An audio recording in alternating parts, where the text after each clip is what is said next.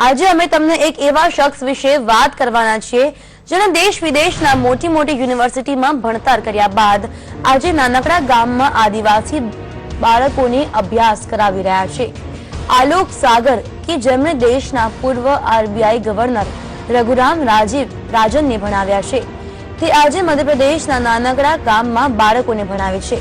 તેમણે દિલ્હી આઈઆઈટીમાં એન્જિનિયરિંગનો અભ્યાસ કર્યો હતો અને અમેરિકાની પ્રસિદ્ધ હ્યુસ્ટન યુનિવર્સિટીમાંથી પીએચડી કરી છે। તેમણે પોતાના વિશે ક્યારેક કોઈને પણ કશું જણાવ્યું ન હતું। જો કે હાલમાં જ જ્યારે ઇન્ટેલિજન્સે તેમની સંદિગ્ધ વ્યક્તિ તરીકે પૂછપરછ શરૂ કરી ત્યારે તેમણે પોતાની ઓળખ જાહેર કરી। જો કે તેમની લાઇફસ્ટાઇલ અને હાઈ એજ્યુકેશન વિશે જાણ્યા બાદ ઇન્ટેલિજન્સ ઓફિસર પણ હેરાન થઈ ગયા।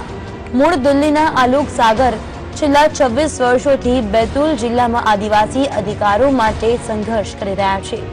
આલોક સાગરના માતા મિરંડા હાઉસમાં ફિઝિક્સના પ્રોફેસર હતા અને પિતા ઇન્ડિયન રેવન્યુ સર્વિસમાં અધિકારી હતા, જ્યારે તેમના નાના ભાઈ આજે પણ આઈઆઈટીમાં પ્રોફેસર છે, જ્યારે તેઓ પોતે આજે ભૌરા તાલુકાના એક નાનકડા ગામ કોચામાવમાં ઝૂંપડામાં રહે છે।